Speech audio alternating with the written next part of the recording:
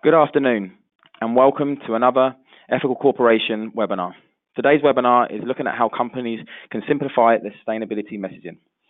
I'm Dowd, Managing Director of Ethical Corporation, and I'll be your moderator for today's discussion. Someone recently told me the customer revolution is coming, and with that brings increasing expectation from society for business to take the lead in delivering a new, sustainable, inclusive world. And we're already seeing how this is playing out across the globe. However, as we all know, the world of sustainability is a complex beast where not a lot is black and white. And coupled with the fact that trust in business and all other institutions is at a low, as we saw recently in the recent 2020 Edelman Trust Barometer, it's not an easy task for business to take action and in turn communicate this to core stakeholders. So companies have to develop innovative ways to communicate current impacts, ambitions and visions that not only builds trust, integrity, but importantly, drives action. This is an area that came up a lot in the research for this year's Responsible Business Summit Europe. And due to this, we have a full two-day track focused on purpose-driven communications and engagement. And more information about this can be found at ethicalcorp.com/RBS.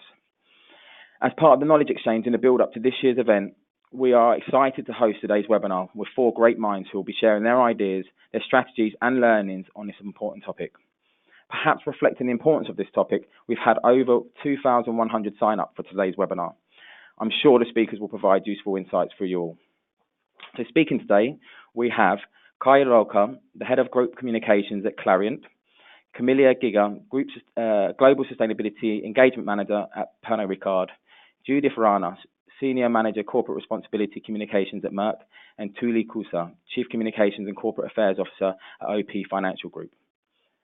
In terms of today's format, for today's webinar, first off, each speaker will spend between 5 to 6 minutes sharing how they're engaging their key stakeholders on their sustainability impact. At the end of each presentation, I'll look to pose one question to each speaker just to keep the discussion moving. Then we'll have approximately 30 minutes for Q&A, meaning there's ample time for answers and questions for anything that you might have. So do submit your questions using the box on the right-hand side, both during the presentations and after the presentations. And we'll be collating them and getting through as many as possible in the final half of today's webinar. So first up, let's get the webinar underway. First up, we have Judith, who will be sharing her work at Merck. And before we jump into this, I just want to flag that this strategy was actually recognized and shortlisted in our 29 Responsible Business Awards. It's a very interesting way to bring attention to the sustainability report and impacts within it. So I'd now like to invite Judith to get the presentations underway. Thank you, Liam. Can you hear me well? I can hear you perfectly, Judith. Thank you. Very good. A warm welcome to everybody, also from my side. Let me quickly introduce myself. I'm working for the science and technology company Merck, based here in Darmstadt, Germany. And since 2 years, I'm in charge of corporate responsibility communications activities. And today I would like to share with you a best practice example from our CR report communications campaigns. Next slide, please.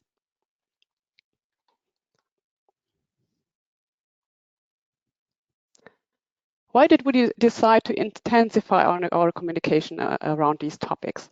It was really mostly the magazine part of our online corporate responsibility report where we do a real storytelling approach. We were convinced that this kind of content is really also attractive for target audiences beyond the classical stakeholders. On the chart, you can see some screenshots of our stories. In the 2017 report, we showed 3 dialogue stories in the form of a WhatsApp chat. In the 2018 report, we featured several sustainability projects with interactive graphs, short text snippets, etc. So you see, we really do quite some effort to develop cool stories. So I felt we can also invest the money to bring the messages to our target audiences. With these thoughts, the idea of a paid media campaign was born. In the first moment, to be honest, it felt a little bit unusual to run such a campaign for a sustainability report.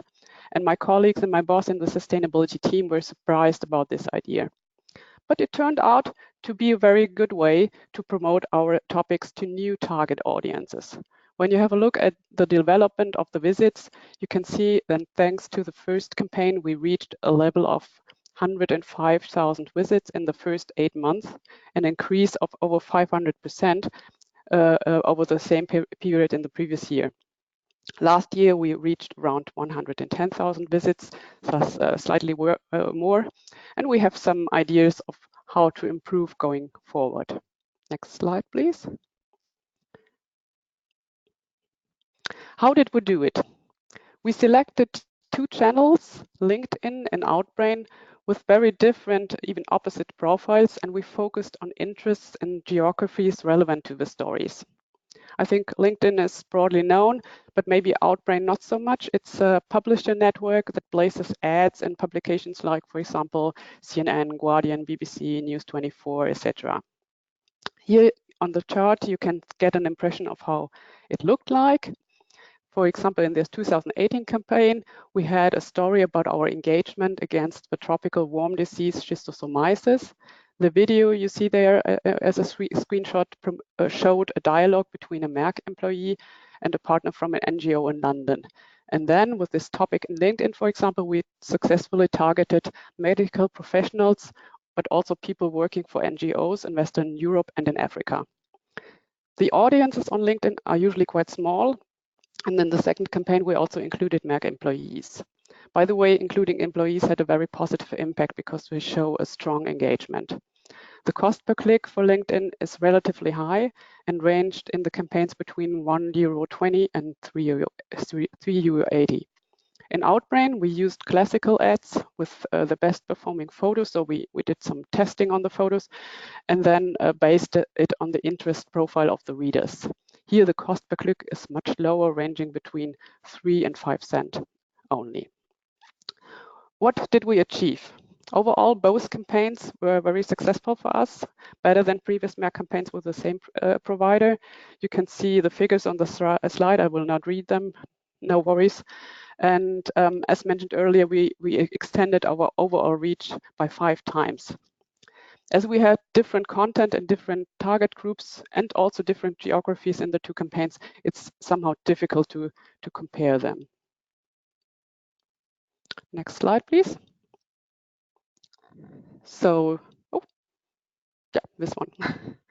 To sum up, what were our major learnings? Overall, we can say such a campaign is absolutely a good possibility to raise attention among interesting target groups. You need cool content, so a well-designed website, attractive videos, and interesting photos are key to keeping the audience engaged. We noticed that especially video content works very well on LinkedIn, something that we missed in the second campaign because we didn't produce a video. So therefore, we decided to do this again and invested in videos for the next report again. We also learned that localized content could trigger more interest, especially in Southern Europe and China. And we are currently evaluating more language versions of our magazine stories, especially also Chinese. We noticed that it's very important to plan the campaign content and the assets early on, so in parallel to developing the magazine. And it's really also crucial to carefully select the target audiences and the geographies. Also because you may imagine that the budget is not very big. So in both campaigns, we were really very happy with the mix.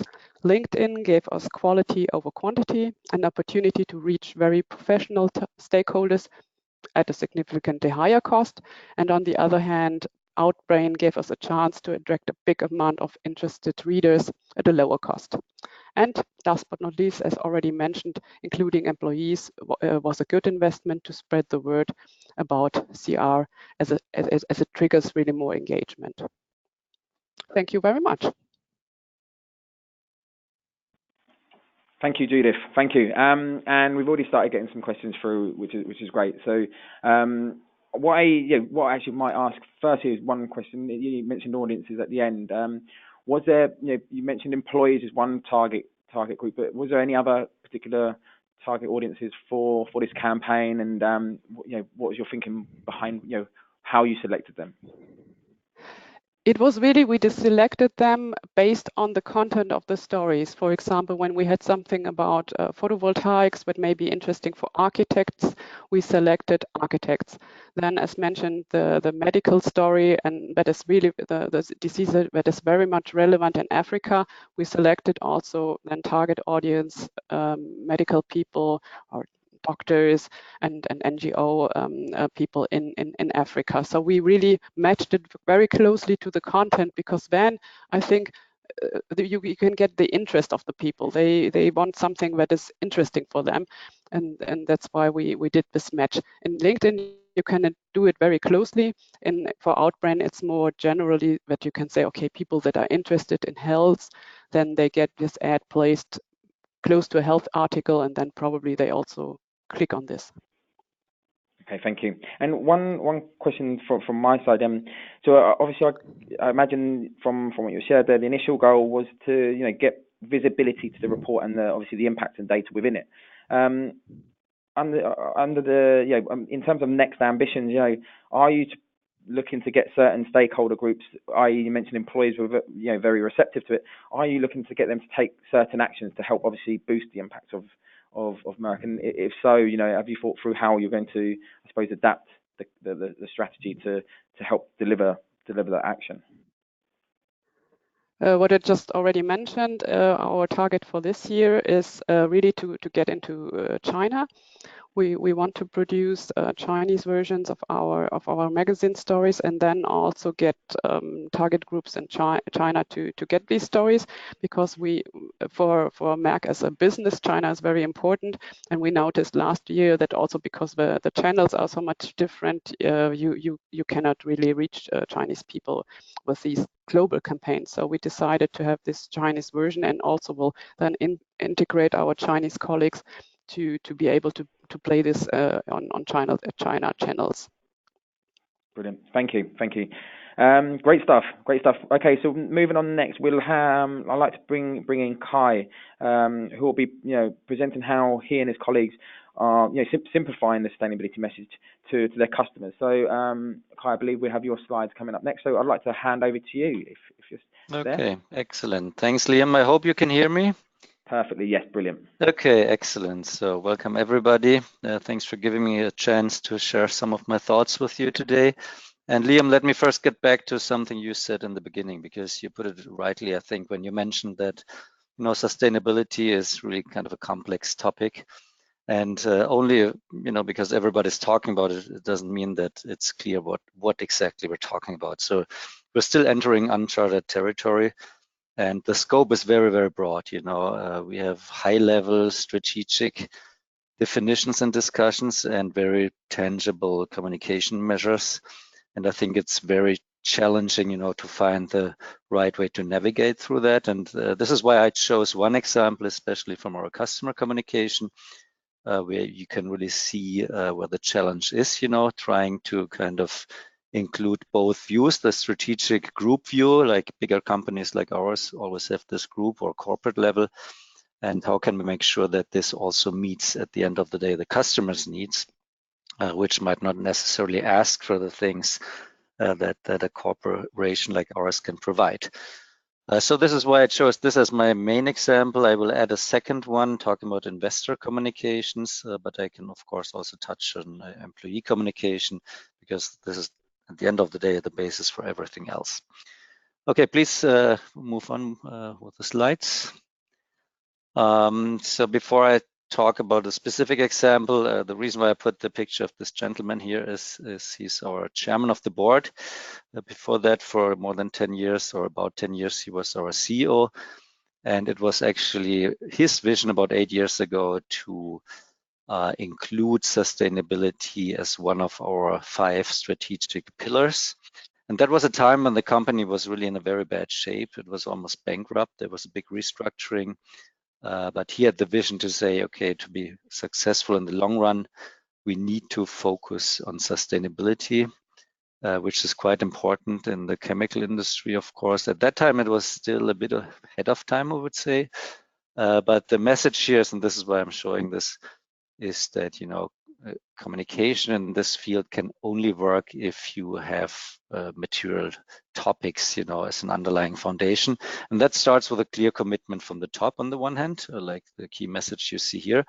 But also, of course, the whole top management has to steer the whole organization in a holistic, and that means sustainable manner. Because as we all know as communicators, you cannot communicate what does not exist at the end of the day. So it's a holistic thing. That means everything is interrelated. We talk about the triple bottom line here: people, planet, and performance, and how we can bring it together. So then we can move on with the example I mentioned. So when we talk about customer communication, Clariant is not so well known, so let me mention that we are a specialty chemicals company, and that means we are B2B certainly, and in most cases we are tier 2. That means, for example, take a company like L'Oreal, which you might probably know, so in the cosmetics business, they would buy products from us as Clariant. They refine these products a little bit, and then they sell this as a, let's say, shampoo. You see an example here, or a skincare product, and so on.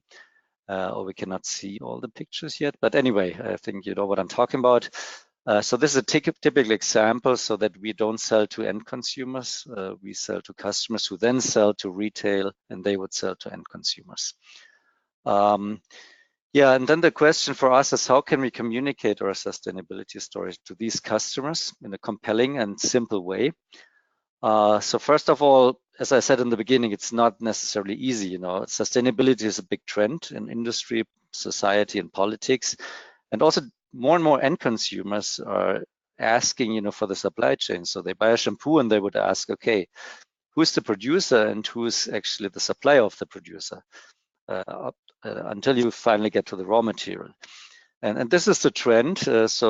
But the challenge starts when you try to tailor your messaging to specific customers. You know, we don't sell to L'Oreal only. We have dozens of customers like Unilever and all these kind of players, and they have their own definition of what sustainability is. You know, they have their own targets as a group, and so they try to find a supplier who matches their needs, while we, of course, have our own agenda and cannot always adapt it to the need of one specific customer. So I think this is the challenge we're talking about.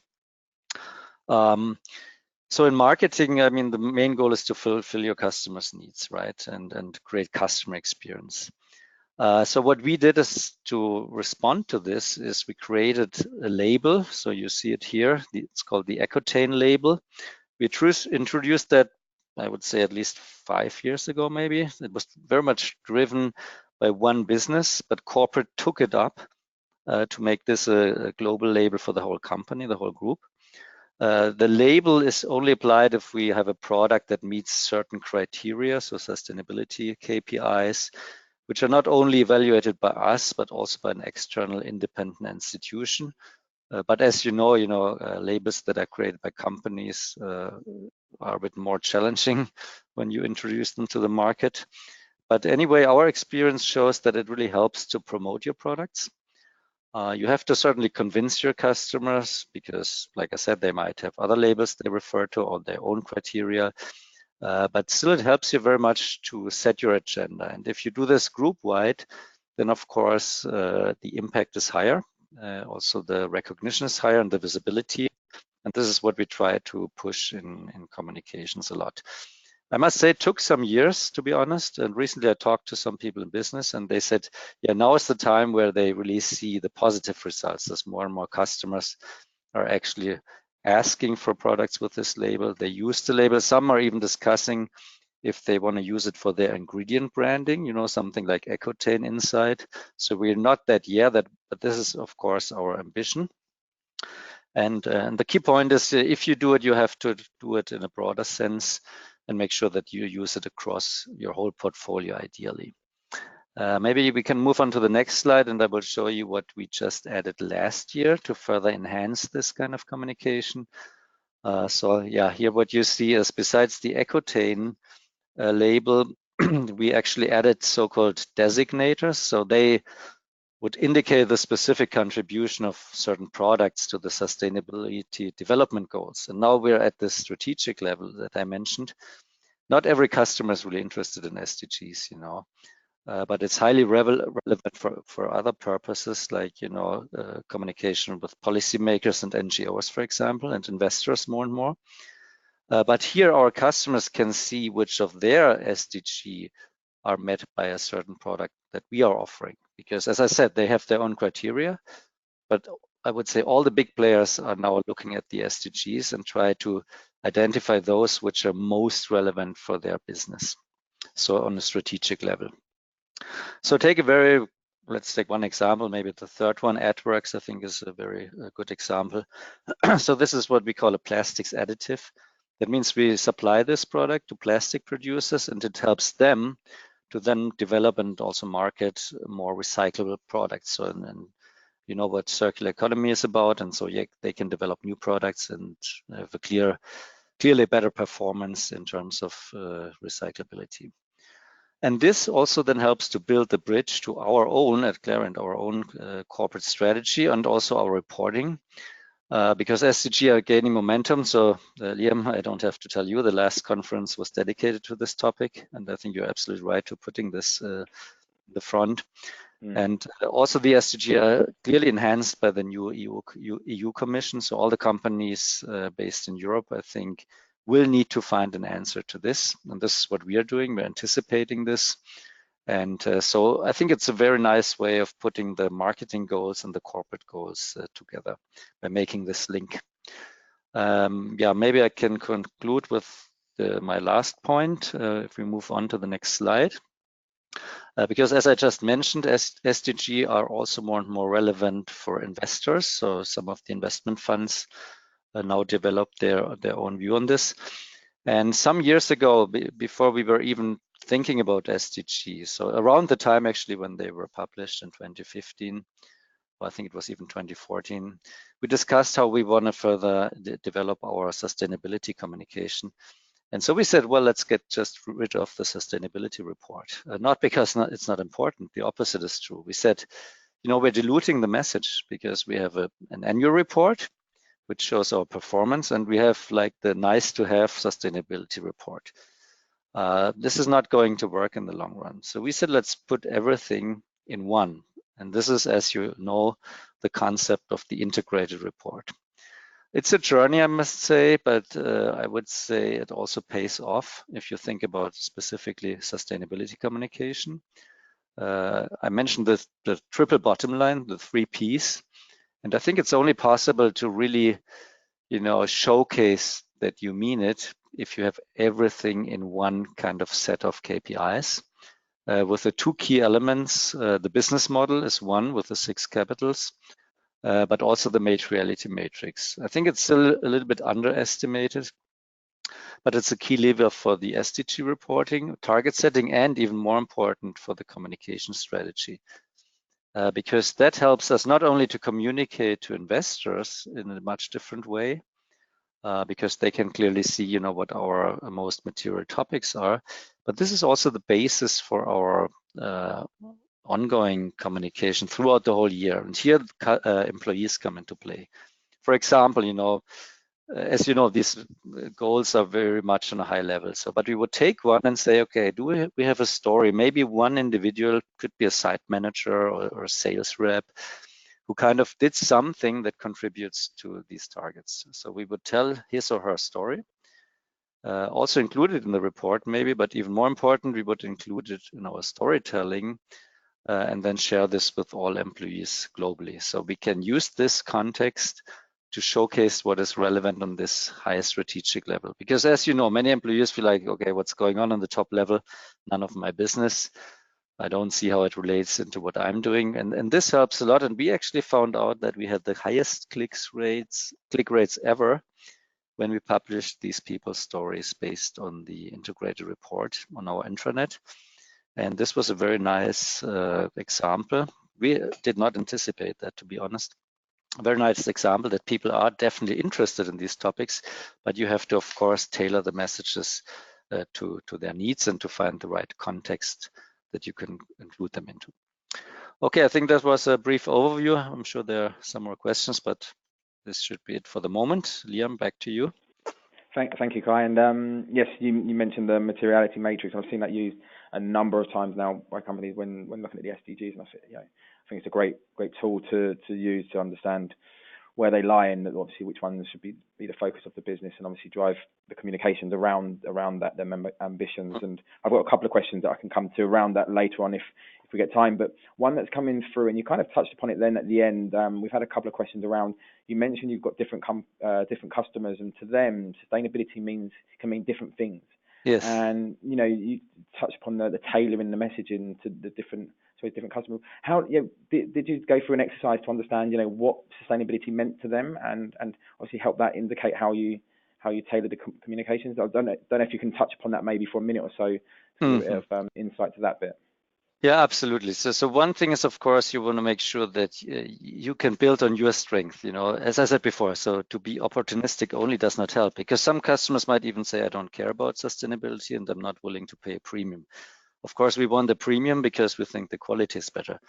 So it's really a question of promoting, showcasing what others are doing, also educating the customers by telling them, yeah, you might not want that now, but for example, talking about SDG, do you know what the kind of impact the new EU Commission's policy might have on your company as well, or trends in the industry? So we even have video bloggers now that we engage, because we're addressing end consumers only to find out what the trends are. So we get feedback from them how our sustainability products resonate, and then we can tell our customers, hey, actually your customers or the end consumers are asking more and more for these kind of products. We have them already now. Maybe you want to anticipate this and think about, moving your portfolio that direction. So this is the point. You have to, I think, kind of put yourself in your customer's shoes and then try to help them in their market intelligence. And because we cannot promote our products to end consumers, but we can help our customers to understand better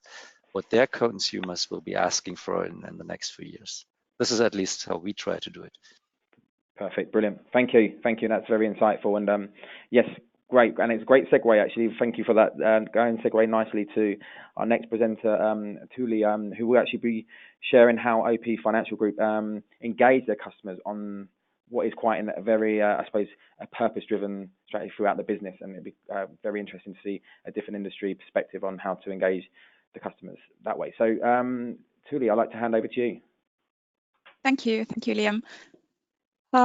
First of all, yes, my name is Tuuli Kousa, and I lead corporate communications, corporate responsibility, public affairs, and brand activities at OP, which is the largest financial services group in Finland. Perhaps the next slide, please. Really, in a nutshell, as I assume that very few people know OP outside of Finland, that OP really is the largest and leading financial services company in Finland. OP is a cooperative by structure, and therefore we're very local, but in a land of 5.5 million people, we have some 4 million customers, of whom roughly 2 million are so-called owner members of OP. And we provide a whole range of banking and insurance services to our clients, and we're very big in Finland, and a lot of our customers really feel that they are quite close to us as a company, which is quite, should not be taken really for granted, I think, especially in the financial services industry. We're at the moment, we are the 7th most trusted and reputable company of any industry in Finland at the moment. But next slide, please.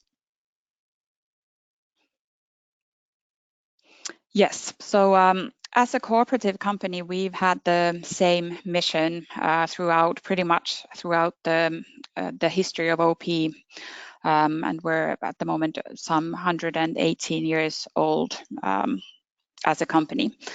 We hope to promote the sustainable prosperity, security, and well-being of our owner customers and the business environment in which we operate.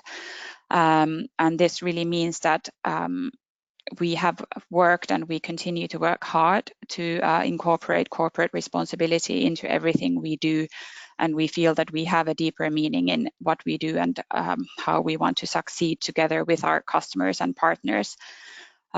We aim to be a forerunner in sustainability and corporate responsibility in the financial sector and also in our market at large. And if you go on to the next slide, please. we feel quite strongly that the role of our employees is very central to how we operate and how we have to kind of earn the trust of our customers repeatedly, again and again, almost on a daily basis. And within corporate responsibility and corporate affairs, we focus on kind of 360 stakeholder engagement. We really want to understand and we need to understand what is expected of us. And as we have 2 million owners, we feel that we need to and we want to speak to them and with them directly. But we're also, in past years, we've worked quite hard on stakeholder mapping, and we're trying to engage with not just the traditional influencers, politicians, and civil servants, for example, but we've taken a more active role in liaising and engaging with, say, social media themed communities and activists and third sector NGOs, and really trying to gauge their views on what they expect from us. And we try to see how we can then kind of deliver on the specific topics and action points that are important among our stakeholders. And what we have done is that we have invited our employees to take an active role in this, that we feel that our employees are the best advocates for what we do, and we need to I don't know, in order to reach all these 360 stakeholders, we need to not just do very effective corporate communications and invite our businesses to take part in this, but we also need our employees to be active. And for example, at the moment, we have some 1,600 employees who are active on Twitter and really kind of putting themselves on the line, and kind of we're in quite active dialogue with the stakeholders and with the customers on a daily basis. And we also, in addition to this kind of direct dialogue, we also obviously we follow media and draw analysis, but we also have we have built this concept of a stakeholder forum where we meet with the key stakeholders regularly. And also invite them over on specific topics. But finally, at last, we just thought I would show some actions that we have done in the past year. We have a very ambitious corporate responsibility program, and we have set very ambitious goals relating more directly to our business and, for example, relating to climate change. But what we have noticed is that something that relates even better with our stakeholders and customers seem to be these kind of softer actions that go closer to the customers and their daily lives. And financial literacy is something that we especially focus on. But we work with young people and they're promoting their well-being on many initiatives, and also have invited our employees to take part in this, for example, through voluntary work, which is something that we are a forerunner in Finland, but also through programs with NGOs, especially related to financial literacy and digital skills of youth and elderly. But yeah, that was in a nutshell what I had in mind.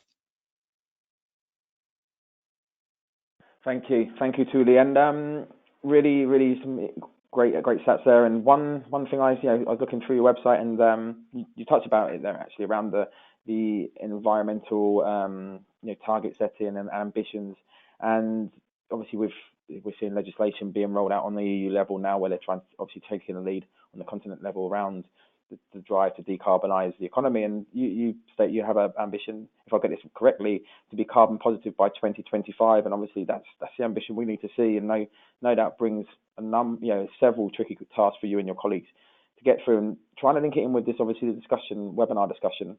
How are you looking to engage your customers on this ambition? And and if you are you looking at this the way of distinguishing yourself from your peers, or is there an approach there that you're trying to work through in terms of communicating this ambition to the customers, and is there a goal associated with that communication?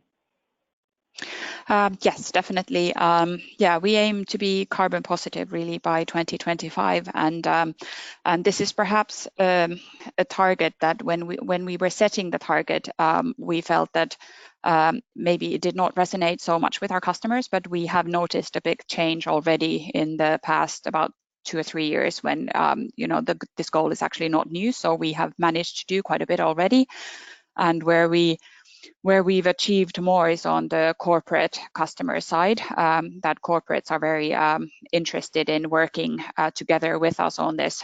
But what we need to also to focus even more in the coming years is to how to get our retail customers to make them part of this movement, how they can relate to this. And in effect it means that we need to produce more products and services where they can have an impact through the services they get from us. Thank you, Tuuli. Thank you. And yes, we're seeing a number of questions coming through. So for those that are submitting questions, I am trying to obviously bring them in as part of this discussion, but there's going to be time at the end where we get to answer them at the end. And also just to confirm, the slides and recordings will be shared with all those that joined us today and those that couldn't in the next few days. So, okay, on to the final presentation. We have Camilla up, who will be sharing how Pernod Ricard are engaging both the employees and customers, so two groups that we've heard about already, but around obviously the Pernod Ricard effort. So Camilla, I believe we have your slides up next. So yes, are you there?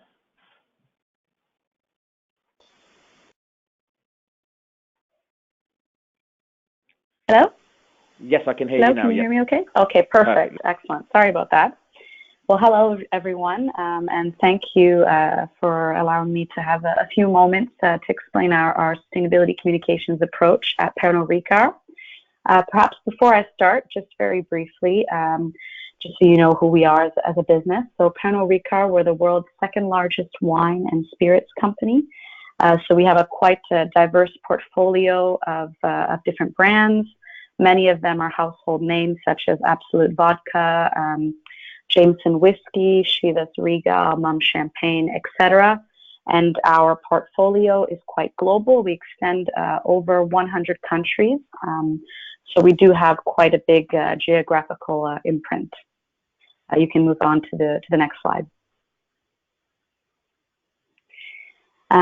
So Pernod Ricard, obviously, you've seen our vast array of different brands, but when it comes to sustainability specifically, although we are a decentralized company, that means that our brands, are all part of the same group, but obviously keep their strong identity.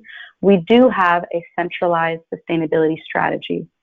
And our sustainability strategy is called Good Times from a Good Place.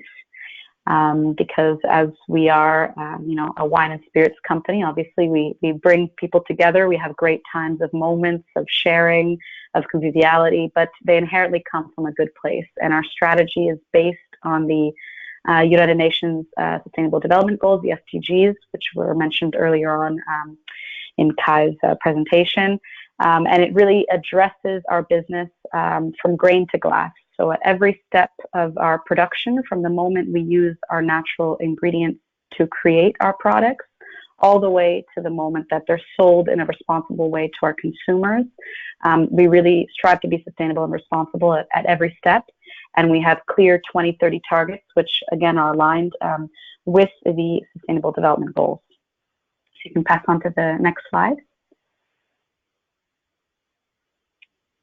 And just this slide basically is to show you that, of course, externally it's very important for our external stakeholders to understand where we stand from a sustainability perspective.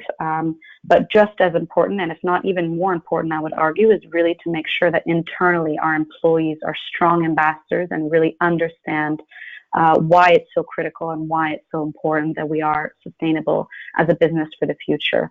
So we like to consider all our 19,000 employees across the world as true ambassadors for our sustainability vision. So now that I've kind of laid the land, if you will, for our sustainability strategy as a whole, One specific example I would like to share with you quickly is our Absolut Vodka brand. So you can move to the next slide. We really feel is a great showcase of purposeful communication. So that's really, the theme of the webinar today, and really going beyond standard communications, and showing that, consumers nowadays, they really want a brand that is purposeful. It's no longer just for profit. Also earlier in a previous presentation, we spoke about the triple bottom line. So the 3 Ps, profit is no longer enough. So really to have a broader purpose. And Absolut Vodka is a great example. They are actually one of the world's first carbon neutral distilleries. They have a very, very circular approach to their business. They reuse, at nearly every step, they reuse the different raw materials, but also different ingredients to make sure that nothing is wasted. There's a very high recycled content, actually the highest for clear glass in the entire industry. And what they've done on the communications front is they've really tried to create communications that not only are purposeful, but actually drive a call to action. So if you go on to the next slide, this is one example of one of their products. Sorry, to the next slide. Don't know. Yeah, perfect. So this is actually an example of a newly launched product called the Absolut Comeback, which is actually made from recycled Absolut bottles themselves. So there is this, incentive for consumers to actually increase their recycling rate and actually make sure that the bottle is recycled itself. So again, it's moving on from just communications for marketing purpose, but actually going towards a call to action. And if you move on to the next and final slide, there's another example of, again, the call to action. So Absolut Vodka, they've actually partnered to create something called the Green Hustle. And the Green Hustle is basically an online platform open to all, filled with low waste recipes to minimize your impact. So for example, using, citrus stock rather than buying multiple tons of lemons, while you can reduce and reduce your food waste, or to repurpose ice so that large blocks of ice aren't thrown out, which is also quite wasteful in the bartending community. So again, it's about the call to action. So we communicate to consumers, but we invite them to go onto the platform, to check out the recipes, to do these things themselves, and really take something larger than just their purchasing power, if you will. It's not just about the consumption, but really what can I do and drive our consumers to be more sustainable themselves. So this is a great example of one of our brands that, again, I feel has moved from communications just to communicate and really driven towards purposeful communications, so we can truly make an impact. Brilliant. Thank you, Camilla. Thank you, and it's really interesting to hear about how you're taking it onto the action part, and obviously there is the marketing communication acronym AIDA, attention, interest, desire, action, and the action part is the integral part, helping or engaging in a way that brings about action. So I'd like to, I suppose, touch upon that last, you shared around the Absolut brand and how that's evolving, obviously with your ambitions. Is there I suppose, how does that the new kind of recycled brand sit alongside the traditional one, and how that the communication of the both play out? Is there, I suppose, there's a multitude of questions within that, but can you touch upon how they're kind of positioned internally in terms of the attention to communication, and whether that will shift over the next couple of years to be in more line with the kind of more sustainable product? Yeah, so specifically Absolut actually has a very long history of being sustainable. They've been in the same location for decades. All Absolut vodka is made within a 100-kilometer radius in Sweden. So this is not really anything new for the brand specifically. Now, what is new is really the communicating about it, because it was kind of we were finding that many consumers, or the Absolut team, many consumers are actually not aware everything that was being done from a sustainable front.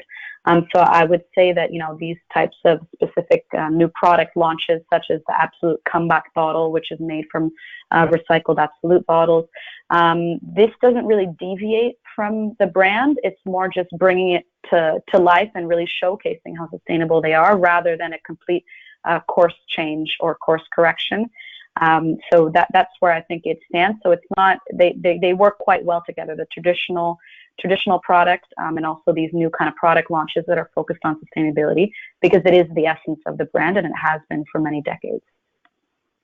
Brilliant. Thank you for sharing that, and thank you to all the speakers, for sharing your presentations and taking the time for that. So that is appreciated. And yes, we're on to the part where we get through some of the questions. So we have obviously touched upon a number of the questions through the presentations, but now there's a whole raft of questions coming through, and a lot is around the engagement of employees. And obviously, I think at least a couple of you touched upon how that's been a successful approach for you, and you've seen increased impact from that engagement. I suppose one question I'm going to bring to all of you shortly is, and this probably will help, I suppose, alleviate any fears from any chief communication officers that are listening in, because if you give all employees all the ability to communicate on tricky subjects within the sustainability field, having that consistency and ensuring they're on message, there is that risk. And I'm sure there's many thinking, I'm worried about unleashing that potential. So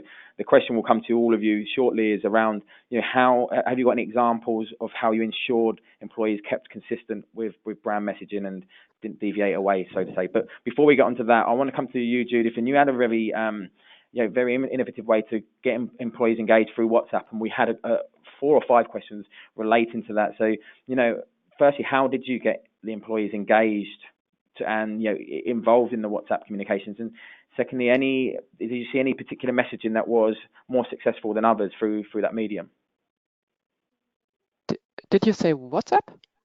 Or yes. No, that was maybe then a misunderstanding. No, it was LinkedIn, and on LinkedIn we decided, let's say, during the campaign, why shouldn't we also target employees, because you see that they work for the company, so you can also target them. And then we saw that the engagement, it's somehow logical, let's say, was much higher than from other people. So we said it's a nice thing to use employees to spread the word to their let's say networks. Okay, yes. And I suppose bringing you in on that question, I'm going to put to the other 3 panelists. Was there a way a tactical approach that you took in terms of ensuring that your employees kept consistent with the brand messaging, and I suppose didn't deviate away? Was there anything that you saw work, or any tips that you can share? Maybe I can say something about what we're doing now. So we just try to embed it in our regular marketing communication. So we have internal experts mostly who are not so familiar with the corporate storyline, but we would encourage them to do more on social media. And we provide them with the context, So we would say always, start with this, giving some general information.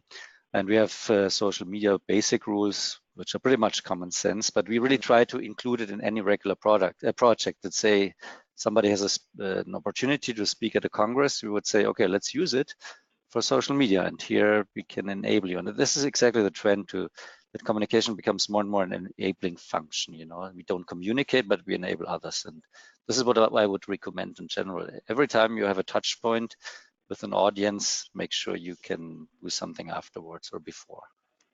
Thank you, Kai. Does anyone else have? Yes, please. Yeah, I definitely relate to Kai's point, and I think that, for example, in the financial services industry, I think employees are generally they lean towards being more shy than too radical in their communications, and we have very actively encouraged them to take a more active role. But we also train them. We don't leave them alone with this expectation. We have trained them quite extensively, and we haven't really had many problems. We do provide them messaging on some key topics, but it's more often it's so that there is a specialist who knows a given field quite well, and then kind of the others will bring their own input into this, or just share the message of a colleague, and it works quite well. So I haven't really seen a problem with kind of unleashing the employees, kind of more the other way around. Okay. Agree. Perfect. Okay. So we're starting to get some questions through, and I one question I had, and it links to a few that we've had through, and touched upon by a few of you. Obviously around the SDGs and the communication around that, and there runs a risk of companies potentially falling foul of SDG washing or greenwashing, whatever whatever the term you like to use with that. But obviously getting that approach right, understanding the impacts is integral. But I suppose there's been a number of research studies where the societal understanding of the SDGs and awareness of the SDGs is quite low when compared to, say, others, more from the business context, especially in our field. So do any of you have any examples of where you're potentially engaging your customers on the SDGs and any successes? Obviously, it might lend itself a bit more towards yourself, Kai, where you have more business customers. So it'd be great to get your insight there. But I know you briefly touched upon it in your presentation. But any of the other three speakers, if you've got any successes or approaches that you've taken, it'd be great to share. So maybe, Kai, if you want to bring in a little bit there, and obviously open up to the other three afterwards. Yeah, just briefly, I must admit we're at the beginning of the journey, and I see a great opportunity here because, like I said, it just takes time. The SDG were published in 2015, and I also mentioned this Ecotane label was launched at the same time, and now after almost 5 years, we're at a point where we see an opportunity to bring both together. Because it is gaining momentum. The EU Commission is just about to start with the agenda. And therefore, I think we should not expect too much, but I'm sure this will gain momentum. And already in this year, we will see more and more SDG topics popping up. And over time, people will be educated better. And so we should not wait for too long and just try to use it as much as possible. This is what exactly we're trying to do with the designators. Thank you. Judith, Camilla, or Tuuli? Absolutely, I can only echo what Kai said. We are at the beginning, and we decided for this year for our next stories to link them to the SDGs. So to go to for the storytelling part, also to link it to the SDGs. And I think now it's getting a lot of more let's say speed in the public, also in Germany, because currently I always had the feeling that in Germany the SDGs are even less known than in other countries, and now it's getting better. I think in Finland too, the SDGs are not well known, but I think our approach has been that we have done an internal SDG mapping against our corporate responsibility goals maybe 3 years ago. But what we find is that we prefer to simplify the message as to how we communicate the goals with our customers and bring it more to the concrete action level, so that it resonates better. I definitely agree and echo what everyone is saying. I think that the key really is simplification. I mean, the SDGs can be quite overwhelming, especially if you look at all the sub-targets and everything. So really trying to consolidate that messaging, and that's what we've done as well, is that really simple tagline, good times from a good place, and then we can break down how that links with the SDGs and what those really mean. But I think simplification is definitely key. Brilliant, thank you. And I suppose something to add there, I would always advocate to make sure there's, try not to, you shouldn't be repackaging impacts that were going to be made or already there with the logo or label associated with it. That's just, you want to demonstrate real tangible impact, have the data to validate that. And also importantly, I'd also advocate sharing where there are negative impacts and the action or ambition you're looking to tackle that. It shouldn't be just positive impact around the SDGs. You need that to get that trust and have that integrity. I think there needs to be a balance of both the positive and negative impacts that businesses are having and their work and action to turn that around. Brilliant. Okay, so I suppose we're coming towards the end of time, and there's still a lot around engaging the employees and getting them to, I suppose, take action. And a couple of people have asked, do you have a kind of an ambassador group or a group of employees across the globe that are, I suppose, the leaders in this action. And you know, if you are taking that approach, you know, how did that come about, and any kind of, are you giving them KPIs or goals to help, you know, ensure they are part of the solution and obviously being rewarded for that? So a question to any of you, if you've taken such approach or are even considering it. I can jump in. So here at Pernod Ricard, we actually have what we call S&R leaders, so sustainability and responsibility leaders, and that's one individual in each of our 87 markets. And part of their role, oftentimes it's not 100% of their role, but part of their role is really focused on sustainability. And so we do have representation in each of our 87 markets.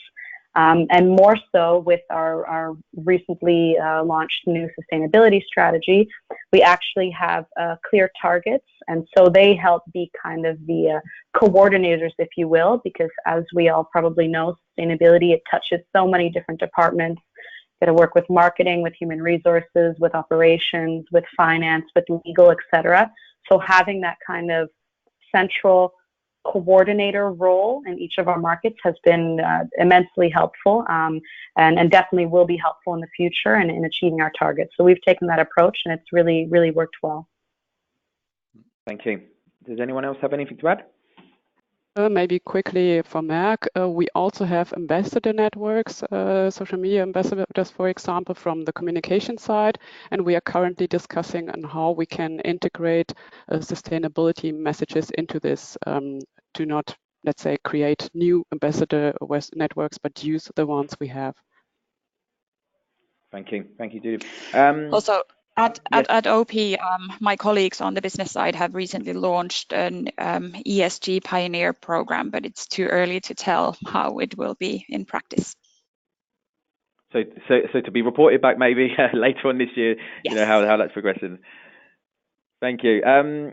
Okay, we're almost up for time. So unfortunately, yes, we've come to the hour's flown by, and there's still a number of questions. So thank you for everyone for listening in, and thank you to the speakers for what has been a really interesting discussion, and a number of questions here. So we'll definitely be looking to bring these questions into further content and analysis that we'll be producing later on this year, and maybe we might have to look at webinars that are more focused on a particular stakeholder group, so we can dive a little bit deeper into potential tactics and approaches around that. So yes, apologies we didn't get to answer your question, but we will do our utmost to bring attention and ideas to those other questions through our future webinars and analysis.